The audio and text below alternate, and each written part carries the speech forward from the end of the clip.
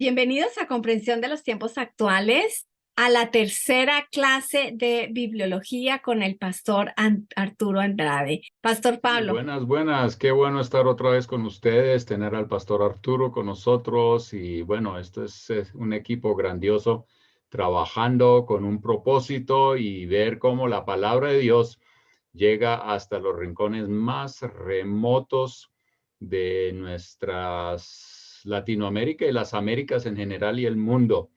Entonces, bueno, démosle la bienvenida al pastor Arturo y yo quisiera orar por él y para que el Espíritu Santo lo dirija, lo unja para este día y naturalmente también para que nosotros estemos muy sensibles y abiertos a escuchar la voz de Dios en estos tiempos, ser fortalecidos en nuestra fe y de verdad tomar decisiones que marcan la diferencia. Padre Celestial, gracias por Arturo.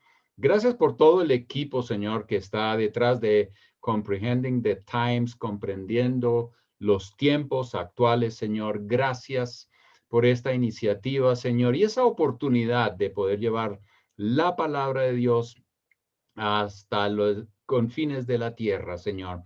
Qué privilegio, Señor, poder estar primero trabajando en equipo, pero también trabajando en equipo contigo, Señor, porque sin tu espíritu nosotros no vamos muy lejos. Y por eso yo oro hoy, Señor, que tú unjas a Arturo de una manera fresca, Señor, que las palabras que él va a hablar vayan de verdad al corazón de nosotros y también nos ayuden a tomar las decisiones que van a cambiarnos, Señor, y van a ayudarnos a ser gente que es luz y sal en este mundo.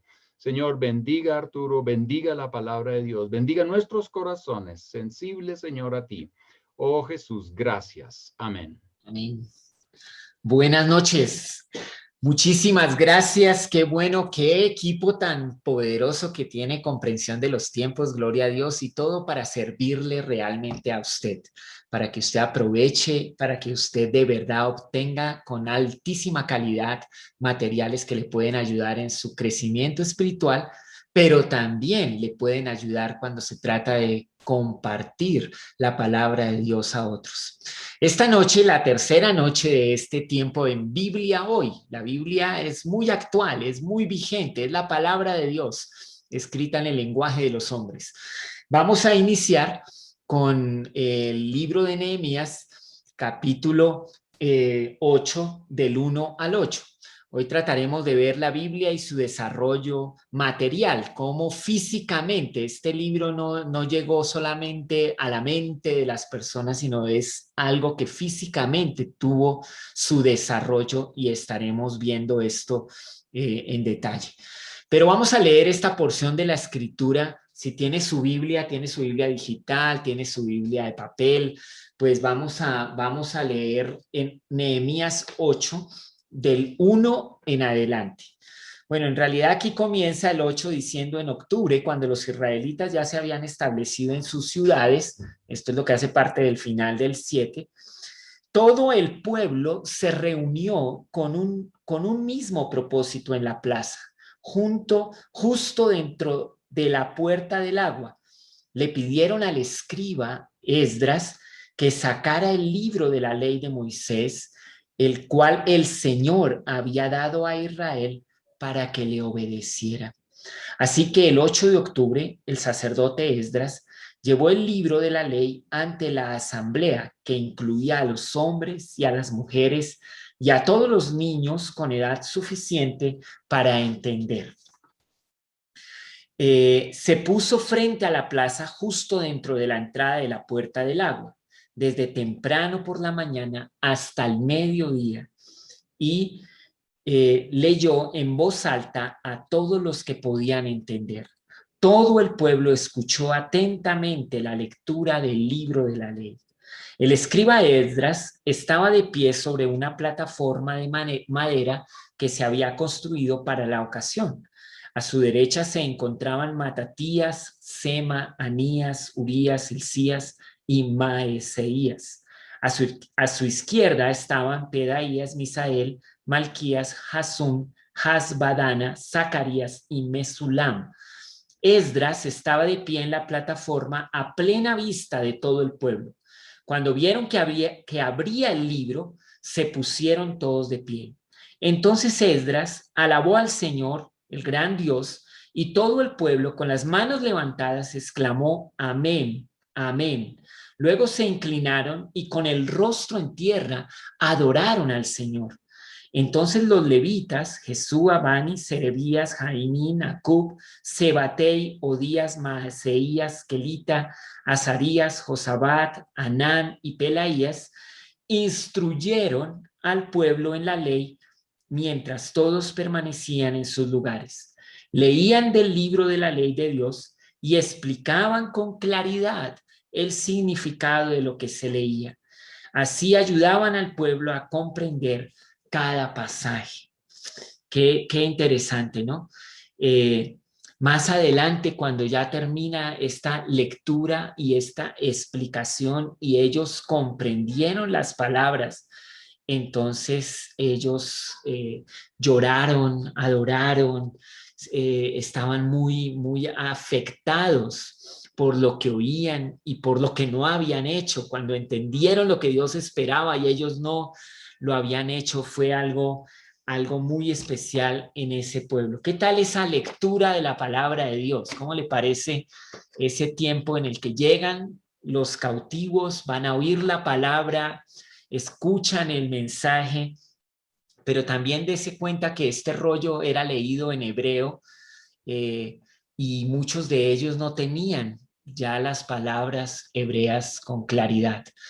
Tuvieron que hacer traducción, tuvo que haber explicación para que ellos pudieran comprender las palabras de Dios. Por eso para nosotros también es necesaria la traducción. ¿Cómo sería si alguno de estos eruditos en hebreo se parara y nos leyera en hebreo la palabra de Dios? Pues ¿cuál sería nuestra actitud? Finalmente no comprenderíamos mucho. Tuve la oportunidad de conocer a un hombre, se alojó en mi casa cuando yo era pastor en la hermosa ciudad de Cartagena. Él se llama Don Pickerill y vino a mi casa y en una conversación que teníamos, él me decía que él conocía de memoria algunos pasajes del Cantar de los Cantares en hebreo. Y yo le dije, bueno, ¿por qué no me recitas algo del Cantar de los Cantares en hebreo? Y él era muy amable, realmente yo muy atrevido y él muy amable. Y él me recitó, yo me deleitaba en la rítmica de la recitación, pero la verdad no comprendí ni una palabra de lo que dijo en hebreo. Después tenía que preguntarle que dónde era ese pasaje, que cómo en español dónde lo encontraría para poder de verdad aprovechar lo que estaba escuchando. Así que ahí lo tienes. ¿Qué tal algunas preguntas sobre ese texto aquí en Nehemías? ¿Por qué no conocía el pueblo la palabra de Dios? ¿Puedes encontrar alguna relación entre el nivel de conocimiento del pueblo de Israel y el conocimiento bíblico de los creyentes hoy? ¿Será que si traemos a los niños y jóvenes y familias enteras para oír una porción de la palabra, la podrían entender? ¿O sería el mismo nivel de conocimiento de los hebreos que escucharon allá cuando volvieron de la cautividad? ¿Has leído alguna vez en la Biblia algo que no has entendido? Sí, ha leído la Biblia, sería la primera pregunta, pero yo creo que ustedes aquí, los que están acá oyendo, son creyentes que leen la Biblia, pero ¿has leído algo que alguna vez no has entendido? ¿Qué haces cuando lees algo de la Biblia que no comprendes fácilmente, que no entiendes fácilmente? ¿Cuál es tu actitud frente a eso? ¿Lo dejas seguir o quieres investigar un poco más? ¿Qué le dirías a alguien que dice que no tiene tiempo para leer la Biblia? ¿Qué le dirías a alguien así? Si alguien viene y te dice, no, es que yo no tengo tiempo para leer la Biblia, siendo muy honesto, siendo muy sincero, la verdad, la vida parece que se confabulara para aquellas cosas que son más importantes. Nos hemos dado cuenta que cuando estamos hablando con los creyentes, personas que aman a Dios y lo adoran, a la hora de preguntar, bueno, ¿cuánto tiempo dedicas a Dios y a su palabra? ¿Cuánto tiempo dedicas a tu familia? ¿Cuánto tiempo dedicas para cuidar de ti mismo y cultivar de ti mismo tu vida? En realidad la respuesta casi que es la misma. No, yo no tengo tiempo para orar lo suficiente, no tengo tiempo para la Biblia, no tengo mucho tiempo para mi familia, no tengo mucho tiempo para cuidar de mí. Viven en una carrera frenética por el trabajo, por el dinero, por el estatus, por conseguir las cosas o por pagar las cosas que ya disfrutó porque tiene deuda. Y entonces es cuando nos damos cuenta que la vida no puede ser así una carrera frenética en la que no alcanzamos verdaderamente las cosas que importan. Pero, ¿qué le dirías a alguien si alguien te dijera, no, no tengo tiempo para la Biblia, mis tiempos son muy... ¿Cómo lo aconsejarías? ¿Qué le dirías? ¿Cómo cambiaría la vida si dedicaras un tiempo para estudiar y entender realmente la palabra de Dios? Yo le puedo decir de mi propia experiencia y de mi propia vida que esta historia de Nehemías, en la que ellos se reunieron para leer las escrituras y entender lo que Dios quería que ellos hicieran, para obedecerla, eso cambió, afectó no solo su vida, sino su familia, y toda una sociedad fue influida y cambiada, afectada profundamente para bien en esos momentos. La Biblia tiene ese poder. Las palabras de Dios tienen ese efecto. Pueden traer bienestar, pueden traer tanta ayuda, tanto orden, tanta paz a nosotros. Sin embargo, parece que aunque la tenemos disponible, no la consumimos de manera consistente, continua. Y mira el esfuerzo que ha hecho Dios para que nosotros podamos tener la palabra, la Biblia, la Escritura, la podamos tener al alcance hoy. Ha hecho Dios un esfuerzo tremendo. Ayer quedamos revisando este tema de Qumran. En 1947 se hizo este hallazgo arqueológico. La secta judía conocida como los esenios, que ellos vivieron entre el siglo II antes de Cristo y siglo I después de Cristo, esa secta coleccionó más de 600 rollos en 11 cuevas. Fue un hallazgo, pero asombroso. Y sí le han dado muchísimo énfasis a este hallazgo. Está localizado ahí cerca al Mar Muerto. Ahí usted puede buscar en el mapa y encontrar dónde queda este Qumran, en este desierto, estas cuevas. Así más o menos se ve las cuevas por fuera. Muy increíble que desde el primer siglo estas vasijas estuvieron ahí en estas rocas conservadas. ¿Quién crees que conservó esto? Así se ven las cuevas por dentro. Hay tour para poder conocer a Qumran. Y así eran las vasijas y los rollos se encontraban dentro de las vasijas, lo que hizo que su preservación fuera hasta el día de hoy. Entonces, acá tenemos los materiales que fueron usados a través del tiempo para plasmar la palabra de Dios. Pero sí hay que decir algo, que de verdad Dios es soberano sobre su palabra. O sea, conservó la escritura conservada en estos rollos. Ya vimos en los días anteriores, en las sesiones anteriores, que realmente cómo se escribía la palabra de Dios. Y mira los materiales que se guardaron, se conservaron y hasta el día de hoy llegaron. ¿Y sabe una cosa? realmente esto ha sido para testimonio de la humanidad. Entonces, por ejemplo, encontraron ese rollo de Isaías como de siglo I antes de Cristo, un rollo completo de Isaías, y lo confrontaron con el rollo que se usaba por los masoretas, el texto hebreo masorético de Isaías, de más o menos el año 1200 después de Cristo. O sea, siempre han pasado como 1000 años, un poquito más, casi un siglo, más de un siglo, entre esos dos rollos. Cuando el mundo supo de ese rollo de Isaías, hubo una gran expectativa. Es más, mucho de este mundo empezó a decir, ahora sí se va a saber la verdad, que la Biblia ha sido alterada al pasar de los años. Cuando confrontan los dos rollos, se dan cuenta que son idénticos. Las diferencias encontradas por el deterioro realmente, compiladas todas, no llegaron ni al 5%.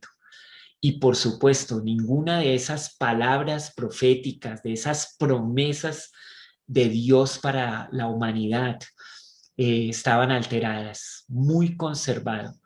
No se publicó mucho esto, pero los estudiosos pudieron certificar que el texto masorético del año 1100 era una copia fiel de lo encontrado en el rollo de los esenios siglo I antes de Cristo.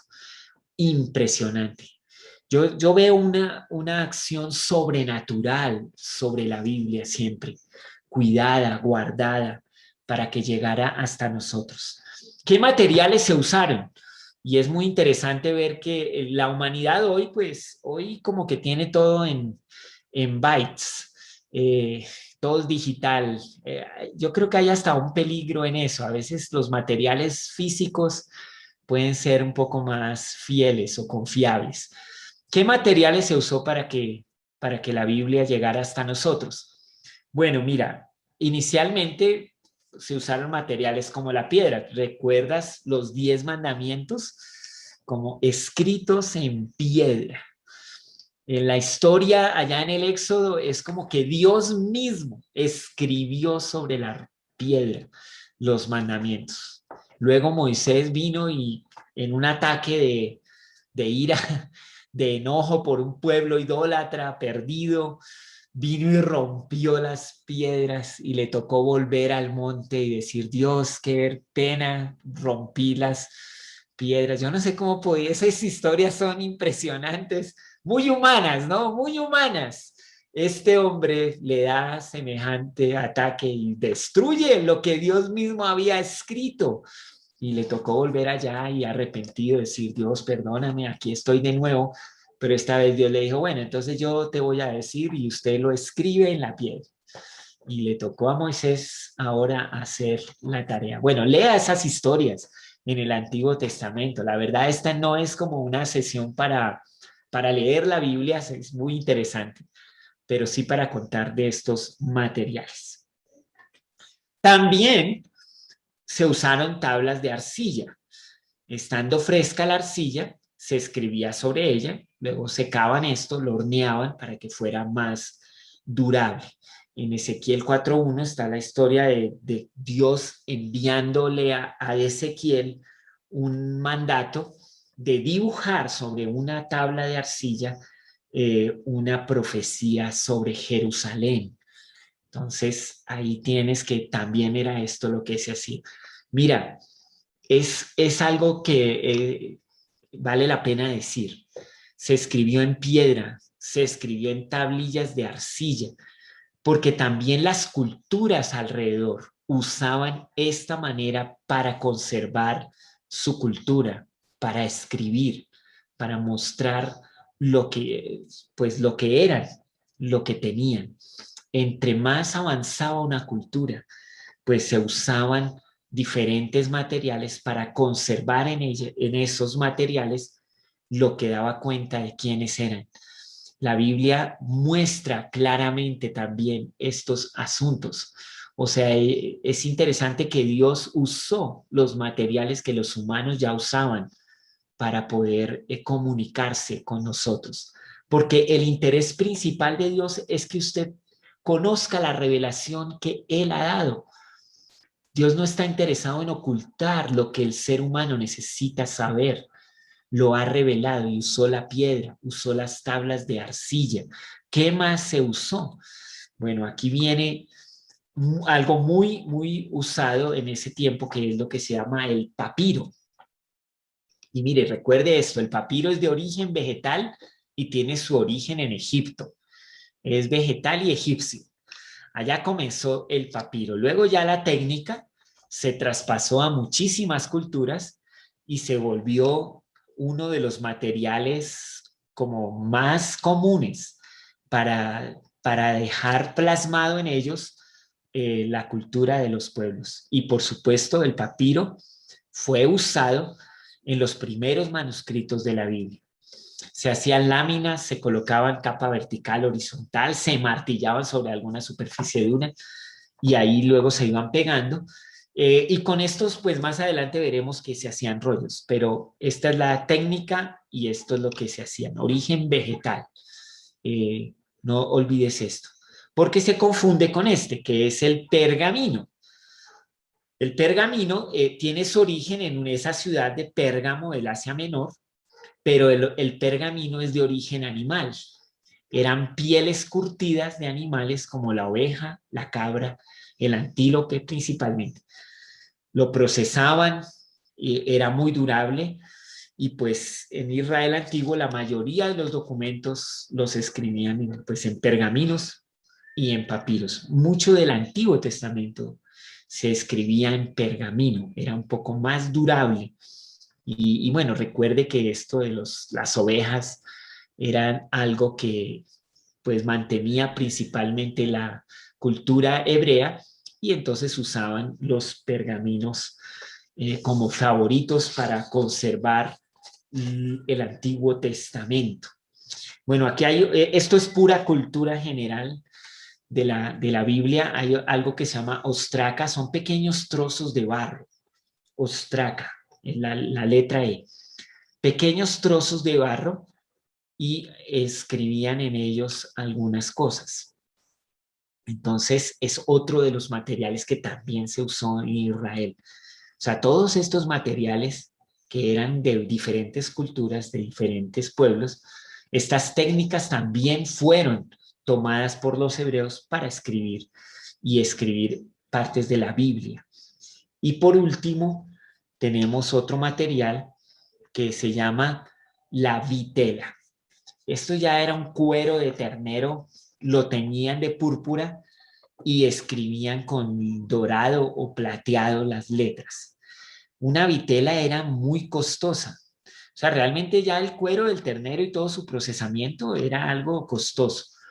Pero la púrpura que teñía el cuero era también algo muy costoso. Y para poder tener esa tinta como dorada o plateada, esto también era muy costoso.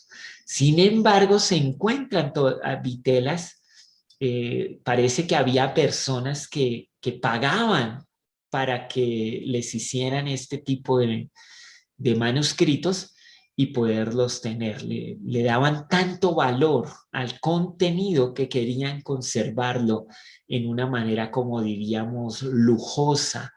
Y entonces las vitelas era lo más lujoso en ese tiempo. Se han hallado, se han encontrado, así como usted la ve aquí en la foto, púrpuras con letras doradas.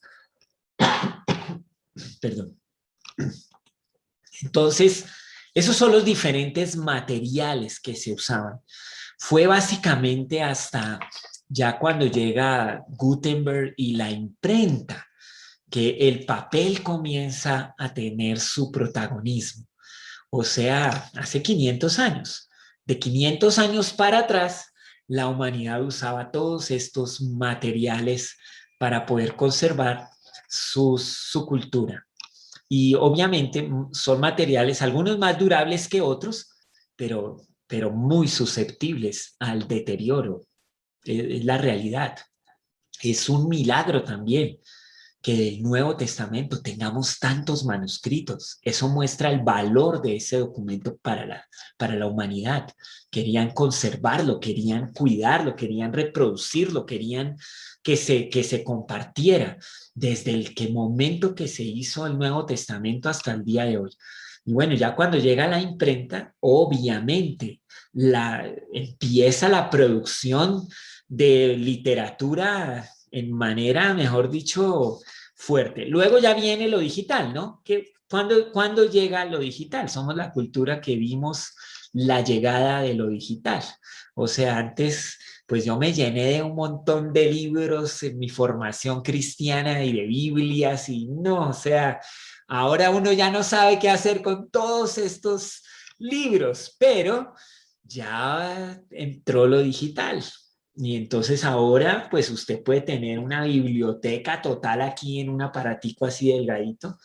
Y entonces alguien me dijo, aquí tengo mis 3.000 libros más importantes. Y yo decía, uy, ¿cómo así que los 3.000? Yo todavía no he contado cuántos son los que yo tengo más importantes ahí, pero ahí están. Ahora, algunos todavía prefieren el papel, pero ya esto está tomando cada vez más fuerza. Y claro, si usted tiene que hacer un trasteo, ahora dice, no, yo mejor me llevo es una cosa digital y ya no cargo con tantas cosas, tantos libros de papel. Bueno, la verdad somos la generación que vimos ese avance. Sin embargo, estos materiales, cuando se refieren a la Biblia, tenemos que darnos cuenta de que hay un cuidado sobrenatural de ella hasta el día de hoy.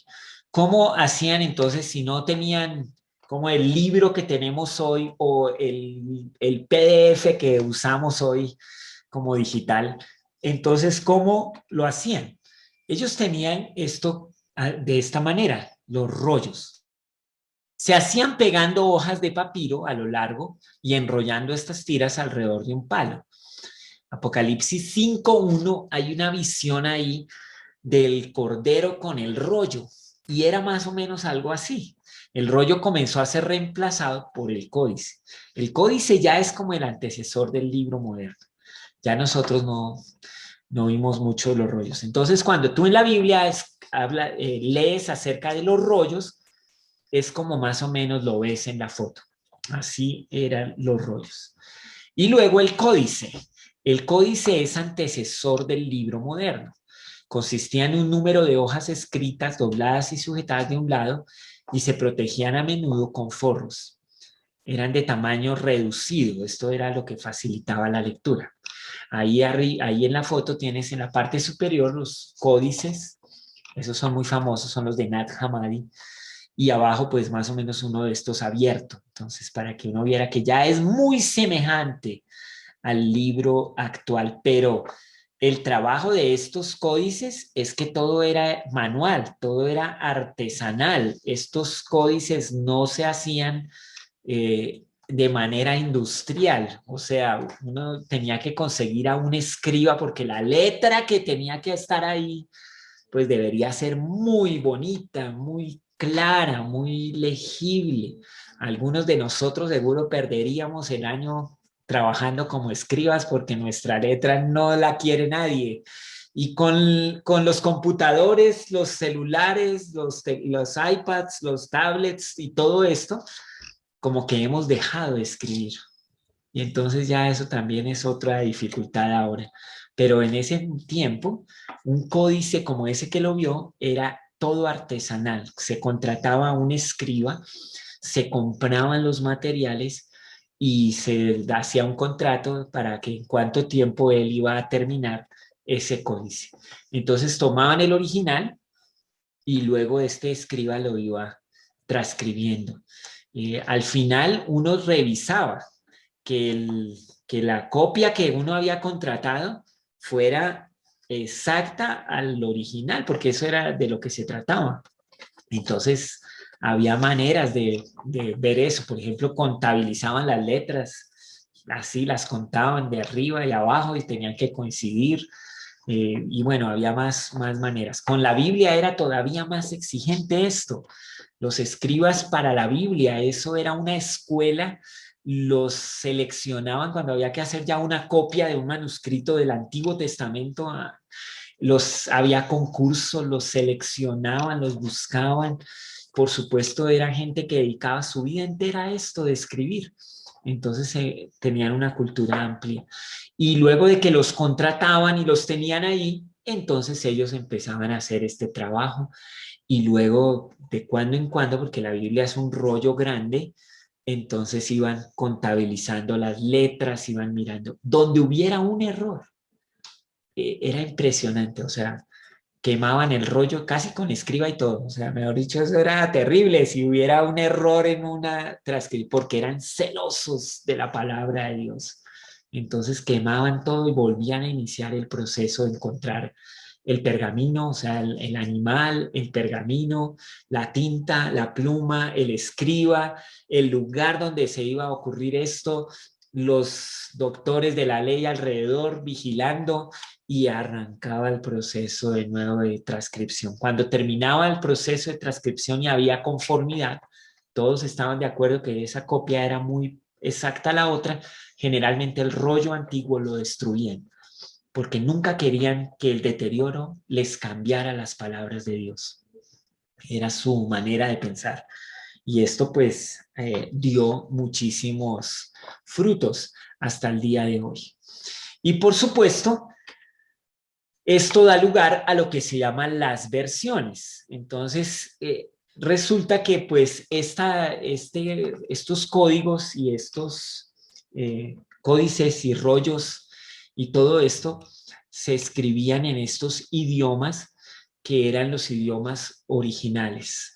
Los rollos del Antiguo Testamento, escritos en hebreo, algunas partes en arameo, y los rollos del Nuevo Testamento escritos en griego. Poquitas palabras arameas, algunas palabras hebreas, pero todo el Nuevo Testamento, la mayoría escrito en griego. ¿Quieres saber cuáles palabras hebreas se encuentran en el Nuevo Testamento, que hasta se volvieron palabras para el español? La palabra amén es una palabra hebrea, pero ya pues básicamente se usa en español normal. La palabra aleluya son palabras hebreas. Casiodoro de Reina no las tradujo, las dejó tal cual estaban en el hebreo y se volvieron básicamente parte del español, como la Biblia afecta hasta el idioma. Palabras arameas en el Nuevo Testamento, usted tiene la palabra, la usó el apóstol Pablo y no fue traducida. La palabra Abba es una palabra aramea. Juan también dejó una palabra aramea y la tradujo. Cuando Nicodemo fue a visitar a Jesús, le dijo rabí. Ese rabí es una palabra aramea. Y la dejaron porque luego el mismo Juan lo tradujo. Dijo rabí, que significa maestro. Lo tradujo al griego y a nosotros pues nos lo traducen al español. Entonces, ahí son. Es para que usted vea la influencia del lenguaje dentro de la construcción de la Biblia. Se hizo el Nuevo Testamento en griego koineo, el griego común. ¿Por qué tan importante esto? Porque lo que se quería era que más gente pudiera comprender las palabras de Dios. Entonces los evangelios fueron hechos en el griego koiné con esta intención. Hubieran podido hacerlo en el arameo, que se hablaba solo ahí en esa región, pero el griego se hablaba por todo el imperio de Roma. Roma no pudo desterrar a los griegos. El latín no se volvió la lengua oficial del imperio, fue el griego como la lengua del imperio romano. Y entonces el Nuevo Testamento en griego corría por todas partes. Y mire esto, se hizo un esfuerzo grande. Uno de estos reyes egipcios construyó la biblioteca de Alejandría y él quería tener dentro de esta biblioteca el Antiguo Testamento de los judíos, lo quería tener en esta biblioteca, pero lo quería tener en el idioma que podía leerlo. Y entonces aquí es cuando vienen 6 sabios por cada tribu de Israel. Esos son como 72 eruditos, sabios, expertos en la ley, y van allá y traducen del hebreo, el Antiguo Testamento, al griego. Y esto porque eran casi 70, lo llamaron la Septuaginta. Hay muchas historias, como un poco ya más leyendas, que estos 70, en 70 días hicieron el trabajo. No creo que hayan durado 70 días, porque de todos modos es un libro grande. Pero sí hicieron el trabajo. La Septuaginta, entonces, era la versión griega del Antiguo Testamento. La primera traducción, podríamos decir, más famosa y más conocida en el mundo fue esta Septuaginta. Esta versión la conoció Jesús. Esta versión Septuaginta fue usada por los apóstoles y principalmente por el apóstol Pablo cuando él citaba el Antiguo Testamento en sus cartas en griego. Generalmente el griego que él escribió del Antiguo Testamento venía de la Septuaginta, una versión. Ahora, nosotros pues no podemos realmente leer fluidamente del griego o del hebreo. La mayoría de nosotros no puede leer del griego o del hebreo. El arameo nos parece súper extraño. La película que Mel Gibson produjo llamada La Pasión de Cristo, él decidió que el lenguaje usado en esa película iba a ser el arameo. Si usted quiere oír el arameo, pues esa película está hecha en arameo y subtitulada. Y pues muy extraño, o sea, realmente son idiomas ya muy lejos de nosotros. ¿Cómo haremos entonces para que la Biblia pudiéramos tenerla? Bueno, ahí tenemos que usar distinta versión de la Biblia o traducción de la Biblia para que nosotros podamos aprenderla, conocerla, obedecerla. Entonces, en el español no había muchas traducciones. Usted tiene que saber que la iglesia, la única iglesia cristiana de la Edad Media, tenía el monopolio de la Biblia y no le participaba la Biblia a los creyentes. No dejaba que los creyentes la leyeran, la prohibió y tenía que ser, era solamente enseñada, hablada, mostrada por el magisterio de la iglesia, por los doctores de la ley, muchos especialistas acá. Y entonces la Biblia pues no había sentido de que se tradujera, se dejó solamente una traducción que venía del hebreo al latín y se llamó la Vulgata Latina, y esa era la que se usaba y se leía era en latín. Entonces uno, no importa el idioma donde fuera, iba al templo y le leían en latín la Biblia y hasta ahí llegaba uno. Y entonces, pero no fue mucho tiempo que pasó. En la Edad Media, la Reforma pone la Biblia en las personas. Y entonces empiezan los trabajos de traducción. Y tienes que saber que esto es muy importante. El trabajo de traducción es una persona que conoce los idiomas originales y hace el trabajo de poner eso en el idioma de la gente que se habla en la actualidad. Para el español, Casiodoro de Reina, español exiliado por allá en Suiza, empezó el trabajo de traducción.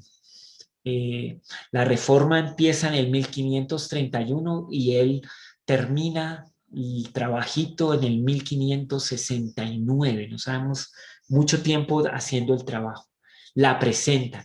Esta Biblia le puso en la tapa un oso con miel y un versículo que decía: tus palabras son más dulces que la miel. La primera traducción al español de los idiomas originales, usando texto masorético, usando el griego que Erasmo había compilado. se produce. Gloria a Dios, tenemos que alabar a Dios que hay ahora la primera Biblia en español. Se llamó la Biblia del oso por el osito que puso en la tapa. Usted puede buscar en el internet Biblia del oso y ahí salen manuscritos de la Biblia del oso en español. Hace poco, hace unos 5 años, hubo una subasta de una Biblia del oso, de las que produjo Casiodoro de Reina. Y mejor dicho, fue subastada en millones de dólares. Es increíble, una Biblia, tantos millones de dólares.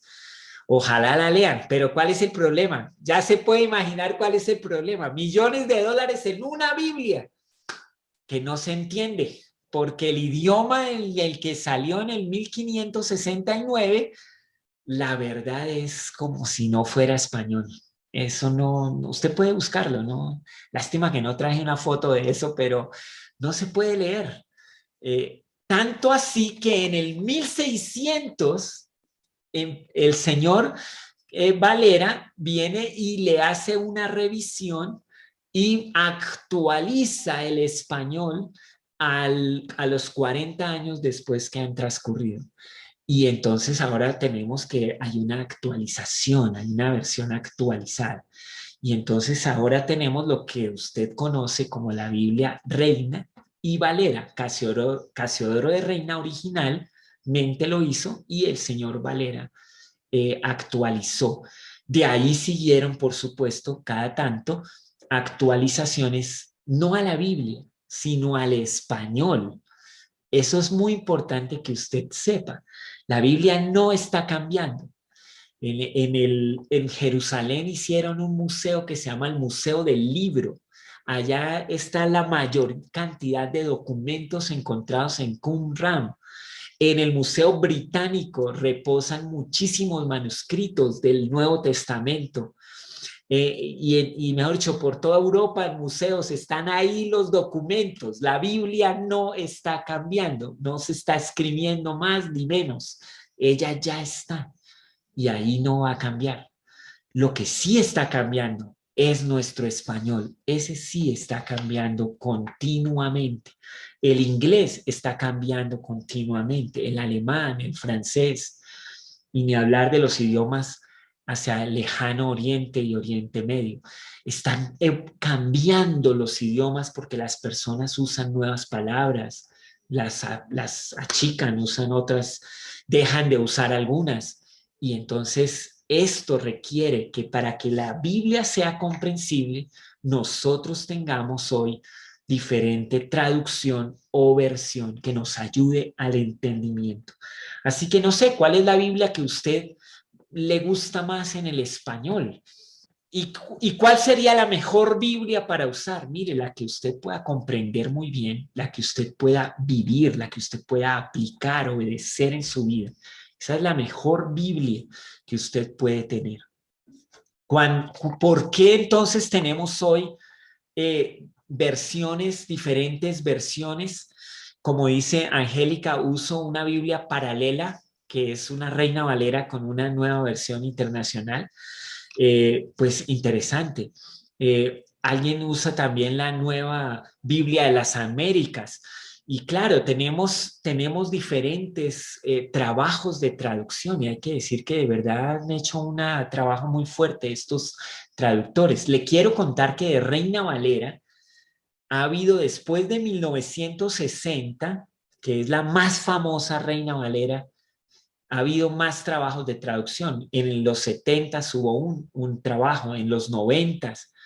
Y la última, digamos, traducción de Reina y Valera se llama Reina Valera Contemporánea. Y para nosotros está en español latino. La Reina Valera Contemporánea en español latino. O sea, ya no está el vosotros, el oísteis y todo esto ya no lo tiene la Reina Valera Contemporánea. Muy buen trabajo. Los que aman la Reina Valera deberían darle una oportunidad a la Reina Valera Contemporánea, porque es un trabajo excelente que ha hecho las Sociedades Bíblicas Unidas para actualizar al español la Biblia y que podamos comprenderla, podamos amarla, podamos disfrutarla, pero sobre todo podamos vivirla cada día de nuestras vidas. Así que anímese con esto. Ligia pone que le gusta la Reina Valera del 90. Uy, buenísimo. Pensé que le gustaba era la del 60, pero quizás es algo tipográfico. Ahí en el chat uno se divierte un poco viendo lo que escriben. Y gracias por participar. Aprecio mucho que ustedes participen en el chat. Esto hace más amena nuestra conversación. Y sabe una cosa, pues algunas curiosidades en cuanto a la traducción o por qué, digamos, el español, pues mira, debes usar la Biblia con el énfasis que para ti es importante. Yo no creo que nosotros deberíamos entrar en una discusión sobre cuál sería la mejor Biblia para usar. Ahorita vamos a mirar algunos aspectos prácticos de lo que la palabra de Dios hace, pero no entremos en esta discusión. Una vez alguien me decía, es que usted sí ya leyó el Padre Nuestro en la nueva versión, y yo le dije, no, pues yo lo leí en griego. Es más emocionante cuando uno agarra las palabras griegas. Si a eso nos vamos, eso sería lo mejor.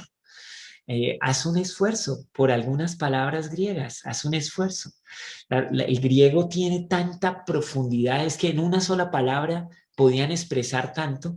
El español se queda corto, necesitamos 3 párrafos a veces para una sola frase en griego.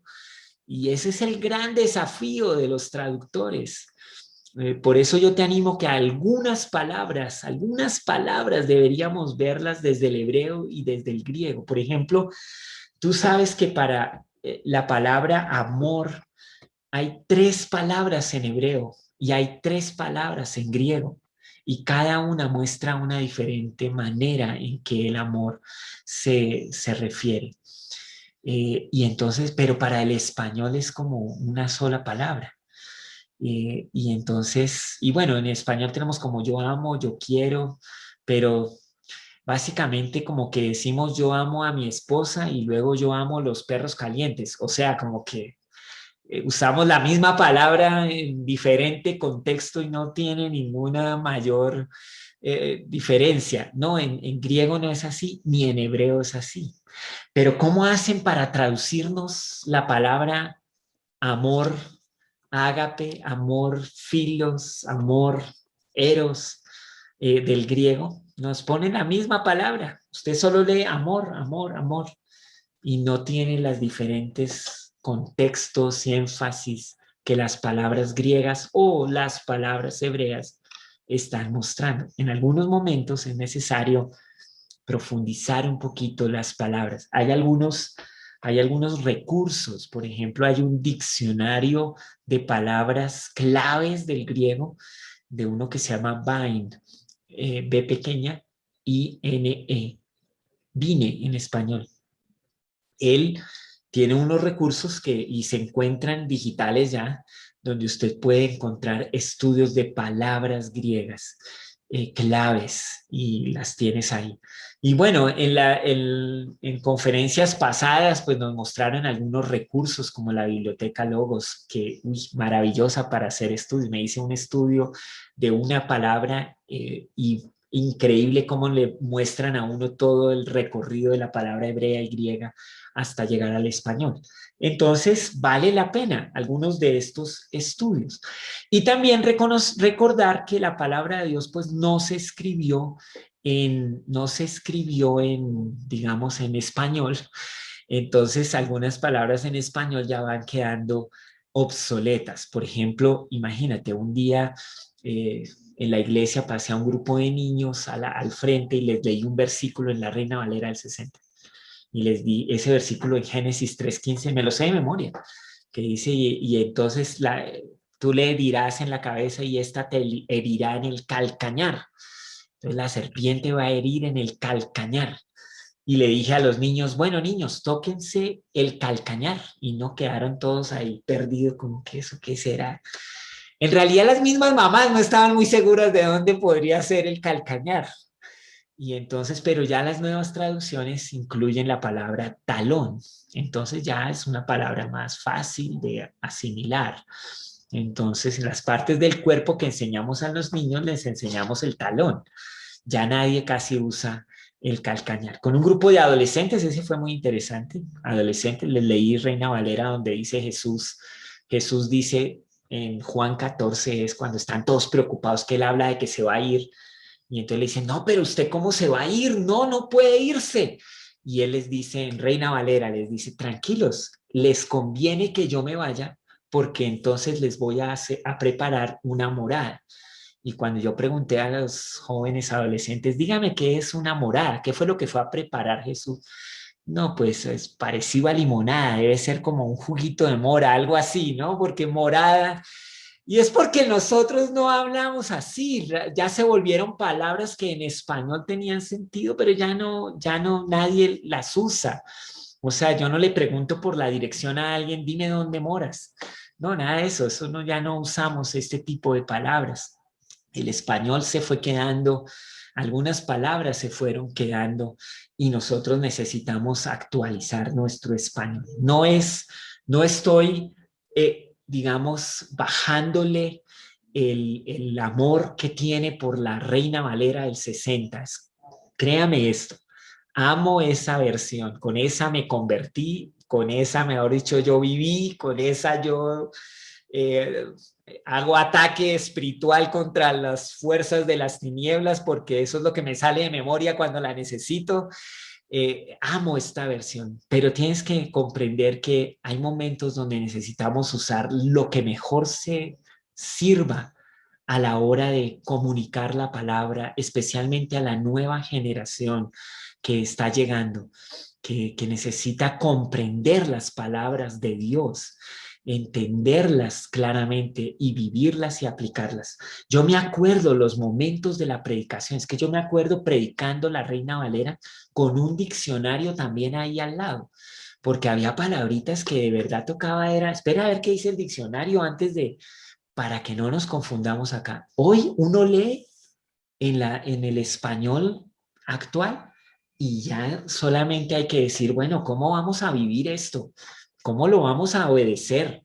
Ya no nos vamos a detener en tratar de comprender mejor. Tenemos es que vivir lo que estamos aprendiendo de Dios para nosotros. Y por eso ahora llegamos a esta parte donde se usan símbolos en cuanto a las escrituras. De manera devocional voy a concluir esta conferencia mirando cómo la palabra de Dios se describe a sí misma y de esta forma tú puedes relacionarte con ella. Símbolos de las escrituras. La Biblia se describe a sí misma como un espejo. Santiago nos dice, es como el que se ve en un espejo. Si escuchas la palabra pero no la obedeces, es como ver tu cara en un espejo y luego olvidarte cómo estaba. En la Biblia te puedes ver, ella te refleja lo que eres. También es como una semilla, una vez plantada correctamente, produce vida, crecimiento y da fruto. ¿Sabe? Yo me convertía al Señor y escuchaba los testimonios de los que se convertían al Señor. Mi conversión fue muy, muy tranquila. Fue así como la conversión de Juan y Pedro, estos que Jesús les dijo, pues venga y síganme, y esos lo siguieron y ya. Pero algunos sí necesitaron una conversión así, tipo Saulo de Tarso, yendo a Damasco y la voz le habla, queda derrumbado, ciego, herido, confundido y ahí se convierte. Bueno, gloria a Dios, algunos necesitan ese tratamiento. Entonces sí, tenemos diferentes conversiones, diferentes momentos para llegar a Jesús como Señor y Salvador. No sé cómo fue tu momento para llegar a Jesús y Salvador, si fue realmente algo muy tranquilo en tu vida, llegó Jesús, o tú estabas en una crisis de esas terribles y ahí llegó Jesús. Lo importante es que Jesús llegó a tu vida. Eso es lo importante. La Biblia está escrita para que tú creas que Jesús es el Cristo y al creer en Él tengas vida eterna. Y si todavía no tienes vida eterna, si todavía no has dado el paso de fe, de creer en Jesús como Señor y Salvador, esta noche es tu noche para dar ese paso de fe y obediencia. Dios hizo todo el esfuerzo para que tú supieras de su plan. Así que anímese a tomar este paso de obediencia. Pero la Biblia llega al corazón y ahí tienes la parábola del sembrador. En la parábola del sembrador en Mateo 13 hay diferentes terrenos donde llega la palabra. Y yo sí quiero animar a la nueva generación, los jóvenes que están conociendo a Jesús como Señor y Salvador. Es un terreno maravilloso para que la palabra de Dios caiga en ellos. Y una semilla en esos corazones, ¡wow! ¡Cuánto fruto va a dar! Esto hay que celebrarlo, hay que adorar a Dios, hay que alabar al Señor. Cuando personas muy jóvenes están llegando a Jesús, porque la palabra va a dar un fruto mayor en ellos. Yo estaba hablando con alguien que se convirtió como cerca a los 50 años. La vida lo había llevado por unos caminos terribles. Había tal crisis en su vida que lo único que el mejor yo necesitaba era un milagro de Dios, y Dios llegó con un milagro a su vida y lo salvó. Pero mire, para que él pueda comprender una verdad de las Escrituras, eso es como un terreno lleno de piedras. Y un día yo le dije, mire, necesitamos una retroexcavadora con usted porque hay que remover tanta cosa en su vida para que le llegue una verdad sencilla de la palabra de Dios. Y que esta semilla pueda dar un fruto en su vida cuando tenga 90 años, imagínense. O sea, esto es impresionante. Entonces, qué bueno que todos se convierten al Señor y que el cielo es poblado. Pero sí hay una diferencia cuando se trata de la Biblia como semilla. En los corazones más puros, más tranquilos, más sencillos, más terrenos no tan complicados, pues esta da un fruto. Y hoy lo vemos. Yo veo la palabra de Dios dando fruto en muchas vidas. Claro, Dios hace milagros increíbles. Anímese a permitir que Dios remueva esas piedras o las espinas o quién sabe qué más haya ahí. Lea la parábola del sembrador y dígale, Señor, ¿cómo es este terreno? Ayúdame a alistarlo para ti. La Biblia es como un lavadero y agua. Se llama agua a la palabra de Dios porque limpia, también porque sacia la sed y refresca. Cuando usted viene a la palabra de Dios, encuentra agua para su sed. ¿Se acuerdan ahí cuando la samaritana dijo, Jesús le dijo, si supieras con quién hablas, le pedirías más bien que te diera agua y nunca más tendrías sed? Y ella dijo, nunca más, dame de esa agua. La palabra, dame esa promesa, dame esa palabra. Y bueno, ahí fue cuando Jesús le dijo, claro que sí, está lista para ti. Vaya y traiga a su esposo. Ay, bueno, ahí empezaron ahí se volvió como se volvería la palabra y ya no era como tanta agua, sino podría ser, más adelante tenemos como un martillo por su habilidad para destruir esos malos hábitos y patrones malos de pensamiento y edificar nueva vida en nosotros. Pero me salté la letra D. La Biblia es una lámpara y una luz, es guía. Yo le digo, hay momentos en mi vida decisivos donde yo puedo decirle qué versículo bíblico me ayudó a tomar mi camino. Es de verdad, Dios es así. Momentos donde tenía que tomar decisión trascendente, iba a cambiar el rumbo de mi vida. Y una palabra de Dios fue la guía para saber hacia dónde dirigirme. Es mi lámpara, es una luz en mi camino, guía mis pies. Y tú puedes usar la palabra de Dios de esta forma, especialmente asuntos bien trascendentes. Espera, Dios te va a hablar. Bueno, F, esta es de las más famosas maneras en que la Biblia se refiere a sí misma. Es una espada. ¿Sí ha oído esto? Que es, pues en Efesios tenemos que la espada del Espíritu, que es la palabra de Dios. Y en Hebreos, esa cita de Hebreos es increíble. La palabra de Dios es viva y poderosa, es más cortante que cualquier espada de dos filos, penetra el alma y el espíritu, la articulación, la médula del hueso. Esta es nueva traducción, ¿no? La Reina Valera, ¿cómo dice? Los tuétanos. Esa palabra suena muy bonita, pero es la médula del hueso. Deja al descubierto nuestros pensamientos y deseos más íntimos. Eso dice de la palabra. Así que es una espada, con ella cortamos, con ella avanzamos, con ella realmente entendemos que hay una lucha que ganamos porque tenemos con qué batallar, con qué pelear. Es una espada. Solo que es una espada de dos filos, ¿no? Como corta hacia allá, corta hacia acá. Porque también a veces esto de la espada se ha usado en las parejas de casados. Entonces el esposo le saca la espada del espíritu, que es la palabra de Dios, a la esposa. Y la esposa, que también sabe Biblia, le saca su versículo también. Ni siquiera les quiero decir algunos de los versículos más usados entre esposos para usar. No, ese no es el uso de la espada. El uso de la espada no es para oprimir, para manipular, para hacer que otro haga lo que yo quiero. No, ese no es un buen uso de la palabra de Dios.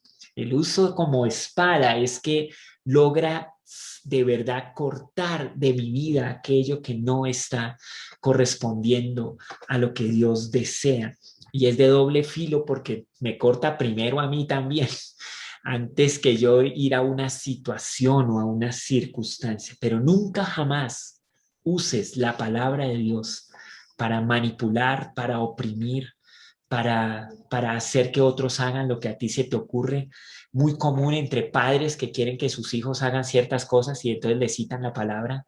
Ojo, porque la Biblia dice, y le dan unas palabras de juicio que, mejor dicho, por eso es que algunos de estos hijos no quieren leer la Biblia, porque dicen, no, esto allá es como para que me va a ir mal, que el infierno está cerquita, que entonces, no, por favor, padres, usen la palabra con sus hijos más para dar promesa, para dar bendición. Hay tantas palabras maravillosas de Dios para los hijos que uno debería usar esas palabras con ellos. El esposo que le abra a su esposa debería usar la palabra con esa ternura que la misma Biblia lo usa para levantar, para edificar, para construir relación y no para manipular u oprimir.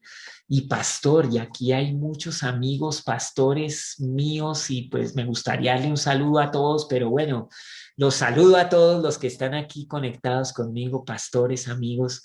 Usemos la palabra para edificar la iglesia del Señor y no para mantenerla en una cautividad o en una opresión en la que no sienten o experimentan la libertad. La palabra liberta. Y por último, la Biblia es como alimento nutritivo, es una comida.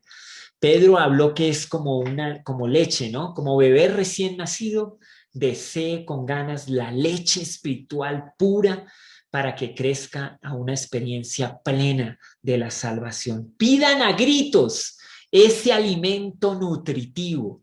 Y por eso usted debería estar ya discipulando a un nuevo creyente, porque ellos piden a gritos que les enseñen la palabra de Dios. Las preguntas más increíbles las hacen estos nuevos creyentes.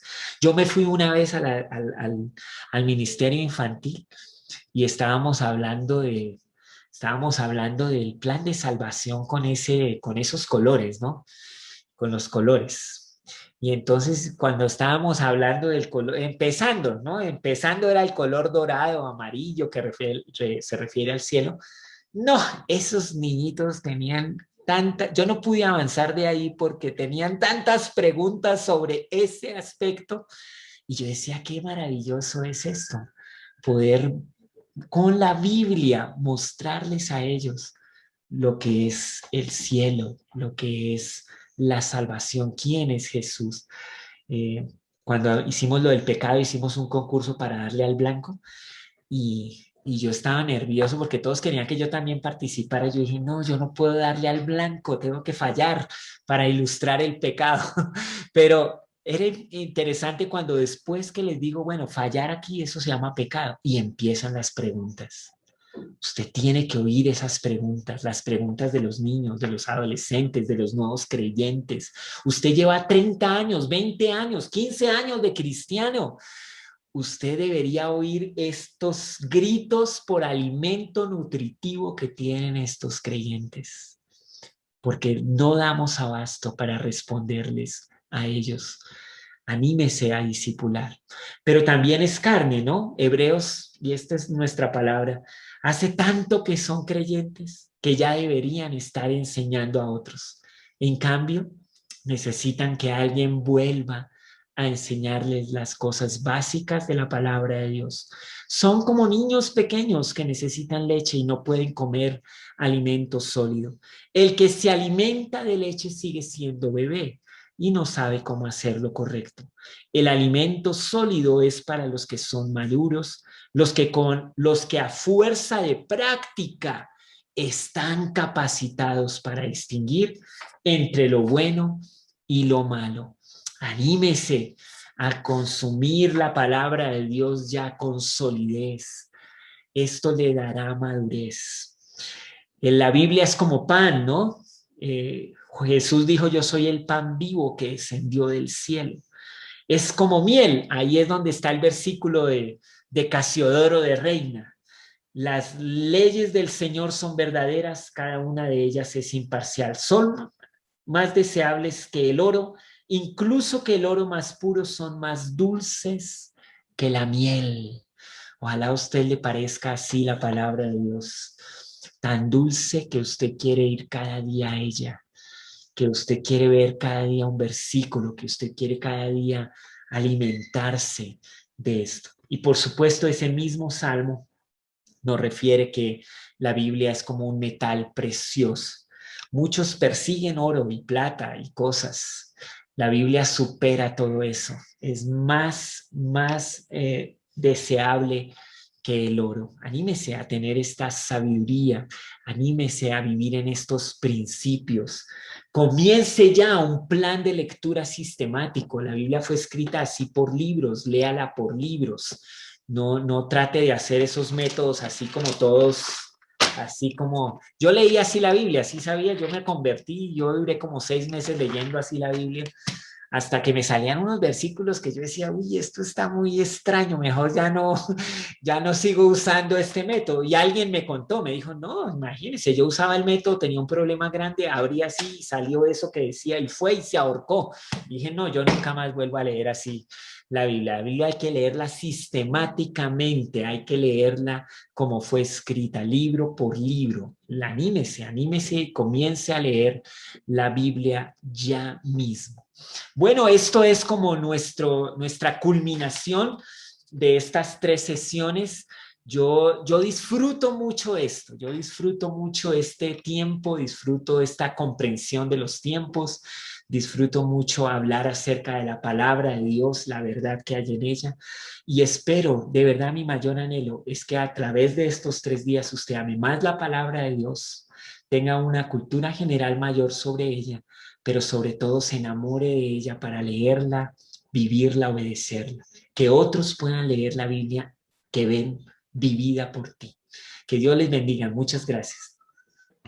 Qué sesión tan linda que tuvimos hoy en día y qué preciosa palabra la que tenemos en la mano, y no importa ahí si es Reina Valera o si es Nueva Traducción Viviente, con tal que la leamos, usted fue muy claro en eso y que la obedezcamos. Pero Arturo, usted estuvo mencionando algo de leerla sistemáticamente. ¿Usted pudiera darnos algunas recomendaciones así sistemáticamente? Yo sé que un libro se comienza en la primera página y se trata de terminar en la última, pero usted pudiera sugerirnos algunas cosas. Claro que sí, muchas gracias. Esa es una buena pregunta porque, por supuesto, nosotros tenemos un libro así. Entonces uno empieza a abrirlo y empieza desde el Génesis. Mi experiencia es que cuando uno arranca desde el Génesis, pues ese más o menos uno lo asimila, pero cuando ya llega por allá Levítico, ahí ya se complica mucho la situación. Hay que entonces comprender que este es una colección de libros. Aquí en este tenemos 66 libros. Y lo mejor que podríamos hacer con este libro es leer estos libros, cada uno de acuerdo a cómo fueron escritos. Entonces, mis sugerencias, si usted comienza como nuevo creyente, está aquí escuchando, o usted está ayudando a un nuevo creyente a acercarse a la palabra de Dios, le puede sugerir un libro del Antiguo Testamento y un libro del Nuevo Testamento. Del Antiguo Testamento sugiero que comience a llevarlo por los proverbios. Entonces hay una metodología de proverbios que me la enseñaron desde, mejor dicho, desde que arranqué como cristiano y hasta el día de hoy la practico y la sugiero a algunos con quienes estamos acercándonos a la palabra de Dios, y es leer el proverbio que corresponde a la fecha del calendario del día. Si hoy es día 8, entonces hoy leemos Proverbios capítulo 8. Mañana 9, 10, el 1, 2, y generalmente esto en un mes usted se lee el libro de los Proverbios. Lo que he hecho es que le digo a la persona con la que estoy en este plan, vamos a leerlo un capítulo por día, yo voy a escoger un versículo, usted va a escoger el suyo y vamos a reflexionar sobre él y compartimos nuestras reflexiones. Me he sorprendido de cómo Dios habla a los nuevos creyentes. A veces yo mismo no hubiera escogido ciertos versículos, ellos los escogen, reflexionan sobre ellos y nos muestran esto. ¡Qué bueno! Y del Nuevo Testamento, entonces, bueno, del Nuevo Testamento, yo sugiero que usted comience con uno de los evangelios sinópticos, ojalá, o sea, o Mateo, o Marcos, o Lucas, porque estos te dan un panorama más amplio acerca de Jesús, cómo se relacionaba, con quién se relacionaba, cómo hablaba, y cuando las personas empiezan a leer acerca de Jesús y cómo era, esto cambia, radicalmente afecta la vida, sus promesas, sus palabras, su dulzura, cómo trató con ciertas situaciones complicadas. Luego de que ya usted ya es un creyente más maduro, o sea, por ejemplo, usted ya es un creyente que ha recorrido y quiere leer la Biblia en una manera devocional, pero más profunda, nunca deje de leer el libro de Romanos y el libro de Hebreos. Yo por año estoy tratando de leerme esos libros una vez, otra vez. Romanos los 16 capítulos, Hebreos los 13 capítulos, y si puedo leer así de corrido varios capítulos de un solo golpe, es maravilloso. Y por supuesto, las cartas de Pablo. Por ejemplo, cuando ya me siento a leer alguna carta de Pablo, trato de leerla completa. O sea, si voy a leer Efesios, me leo los 6 capítulos de un solo golpe. Y también, pues, como he oído, el mismo pastor Pablo nos ha sugerido y lo he hecho, escuchar la Biblia así de corrido, muy interesante, emocionante. Y bueno, ya también esto es como sugerencias, hay planes de lectura, donde usted le sugieren cómo leer la Biblia en un año, cómo leerla, y entonces le ponen por día ciertos capítulos. Si usted quiere esos planes de lectura, mándele un email, ponga su email ahí en Comprensión de los Tiempos y le mandamos un plan de lectura que tenemos para que usted pueda leer sistemáticamente la Biblia por un año. Y eso funciona muy bien. Hay cosas que uno ve que hay mucha doctrina que está saliendo, dice la gente, de la Biblia. Entonces está cogiendo la Biblia y haciendo unas doctrinas que para muchos cristianos pueden sonar como falsas, pero no necesariamente falsas porque están en la Biblia, pero exageradas. Y hay un grupo de creyentes, están diciéndonos en el chat, que están tratando de deconstruir, o sea, como negar que la Biblia es inspirada por Dios, refutando la credibilidad de las Escrituras. Y la pregunta en sí es en dos partes. Una, cómo alejarse de esas ideas que nos llevan a dudar de la Biblia y cómo tratar con estas doctrinas que a veces hacen hasta dudar si realmente esto es lo que la Biblia sí quiere enseñar. Y esto viene muy bien con un material que tenemos en el canal de YouTube en Comprensión de los Tiempos, que lo llamamos Factor H, interpretando las palabras de nuestro Padre Celestial. Usted tiene que pasarse por este canal y María Inés es un tutorial muy bueno de cómo poder llegar a nuestro canal allá y aprovechar estos materiales. Diré aquí, digamos, para responder a la pregunta de manera más sencilla, pero de verdad esto tiene mayor profundidad, es que la Biblia tiene un propósito y tiene un personaje principal. Recuerde siempre eso. propósito principal de la Biblia es cuando Juan dijo, estas cosas se han escrito para que ustedes sepan que Jesús es el Cristo, el Hijo de Dios, y al creer en Él tengan vida eterna. Si algo te aleja de este propósito principal y de Jesucristo, el Señor, entonces ya aquí tenemos que tener cuidado. Por ejemplo, mira, una vez estaba leyendo un librito por ahí en las librerías, hay mucho, ese lo vi ahí, y era como el ayuno de Daniel, algo así. Entonces yo decía, venga, ¿cómo será esto del ayuno de Daniel? Y bueno, en realidad de Daniel hablaban poco.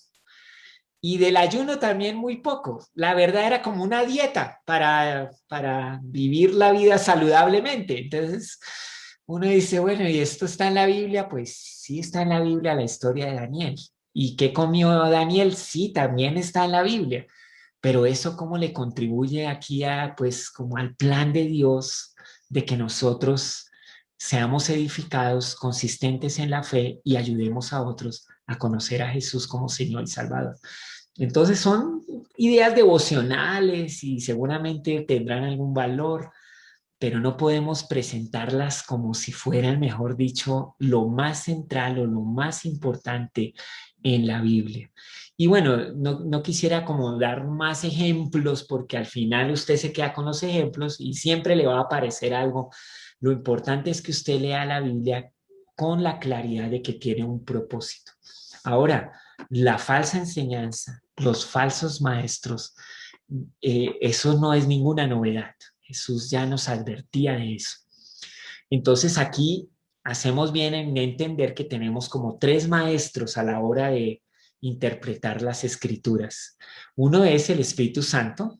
Él ayuda ¿a quién? ¿A quién ayuda el Espíritu Santo? A los humildes, a los obedientes, a esos los ayuda el Espíritu Santo a aprender la palabra. Pero hay otro maestro y es la iglesia como tal. Algunos salen con unas ideas tan novedosas, pero mira, realmente la iglesia es la comunidad nos ayuda muchísimo a que nosotros podamos comprender lo que está pasando. Hay que atender a eso que otros han aprendido de Dios y lo han vivido y funciona. Entonces son maestros, ¿no? Y pues obviamente hay algunos libros, algunos comentaristas que ayudan mucho a ayudarnos a entender esto, pero básicamente la dependencia del Espíritu Santo y mantenerse en una comunidad cristiana es la mejor protección contra la falsa enseñanza y la falsa doctrina. Arturo, hay otra pregunta aquí. Dice que Nidia Salcedo está diciéndonos que es triste que la gente diga que cree que la Biblia es la palabra de Dios, pero le cree al hombre. ¿Cómo motivarlos para que lean las escrituras? Sí, buenísimo. Sí, esa es la dificultad, ¿no? O sea, nosotros enseñamos la palabra de Dios, alguien la acepta como verdad, pero hace todo lo contrario. Al final le están ganando otros pensamientos, otras filosofías. La mejor motivación, le voy a decir esto mejor dicho así muy claramente, la mejor motivación es que tu testimonio está afianzado sobre la palabra de Dios. Estábamos hablando sobre el tema de las finanzas y la Biblia y todo este tema de las finanzas personales, familiares, la Biblia. Pero la verdad es que alguien dijo, yo le voy a decir lo que yo he vivido, lo que yo he experimentado de la palabra de Dios en esto, no la teoría. Porque pues estos pueden ser conceptos muy bonitos. La Biblia tiene unos principios que suenan maravillosos, pero si no los vivimos, perdemos esta oportunidad de ser el testimonio y la autoridad que está impactando a otros.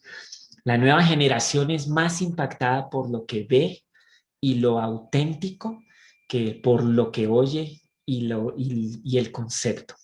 Entonces, para criar hijos hay que vivir la palabra de Dios y cuando ellos nos ven vivirla, pues seguro la van a vivir también.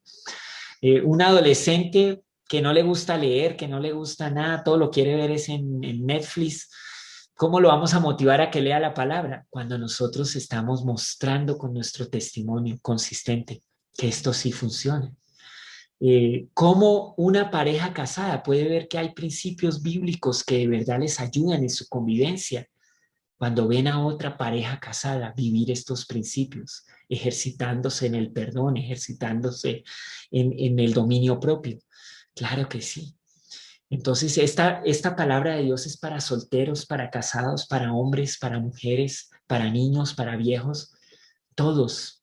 Pero la mejor manera de motivar a alguien con la palabra es cuando tú la vives y la compartes con la naturalidad como la estás viviendo. Y eso es lo que sí trae transformación a todos en este mundo. Gracias, pastor. Aquí hay una pregunta y tiene que ver con la Biblia Nueva Versión Internacional y ha tenido un poco de polémica. Entonces, ¿nos puede ampliar un poquito más sobre este tema? Con respecto a la Nueva Versión Internacional, es una Biblia que apareció en el 2005, una Biblia, fue un trabajo muy, muy bueno, digamos, que se hizo, pero fue, digamos, la Biblia que empieza masivamente a conquistar el corazón de los creyentes, especialmente en Latinoamérica, la Nueva Versión Internacional en español. En realidad es la primera Biblia que viene como a causarle ya un impacto más fuerte a la muy amada Reina Valera del 60. Y es interesante porque yo estaba revisando acerca de la historia de las Biblias en el siglo XX. Y hubo una Biblia muy potente, yo creo que fue hasta más amada que la Reina Valera del 60, y fue la Biblia Reina Valera de 1909. Esa Biblia fue muy popular, fue muy, muy amada y casi que soportó la mayoría del siglo XX, porque llegó al 60, cuando salió la Reina Valera del 60, hubo la misma controversia, o sea, una gran lucha por aceptar la nueva traducción, la nueva versión del 60 y dejarla de 1909. ¿Cómo se terminó esta lucha?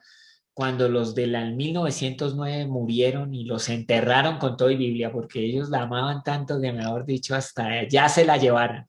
Y básicamente la nueva generación, o sea, la generación de mitad del siglo XX, fue la que empezó a amar pues la Reina Valera del 60.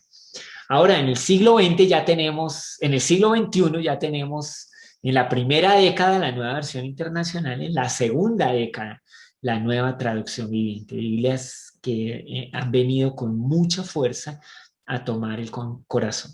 La Nueva Versión Internacional básicamente por 10 años, del 2005 hasta como el 2015, cuando aparece la nueva traducción viviente y se vuelve muy popular, fue muy controvertida, fue muy atacada, fue muy, pero digamos, hasta difamada también, porque ella fue la que introdujo la tendencia moderna a que los versículos que no aparecen en manuscritos más antiguos se pongan en el pie de página. Ella fue la que hizo el trabajo de poner el español un poco más actual. Le dejó un poquito la rítmica, especialmente a los salmos. Bueno, en cierta parte a los salmos le quitó mucho ritmo. La nueva traducción trae un poquito más de ritmo a los salmos. Ya aprendieron de la antigua versión. Y esto ya será la tendencia de los cristianos en el futuro. O sea, la Biblia será más bien para nuestro servicio. La dejó Dios para que te edifique. Y entonces veremos llegar muchas más traducciones. Pero quiero concluir esta parte diciendo, la Biblia ha sido atacada en muchas maneras y por muchos tiempos. O sea, esto no es nuevo. El ataque que realmente más fuerte se hizo a la Biblia fue en la primera década del siglo XXI, en el 2005, con la novela de Dan Brown llamada El Código Da Vinci. 20 millones de copias vendidas en pocos meses. Se calcula que más de 100 millones de personas leyeron esta novela y luego se volvió película y ya se perdió la cuenta de cuántos se han expuesto a un ataque a la Biblia, y muy mentiroso además el ataque, pero muchos creen que lo que está escrito ahí era verdad.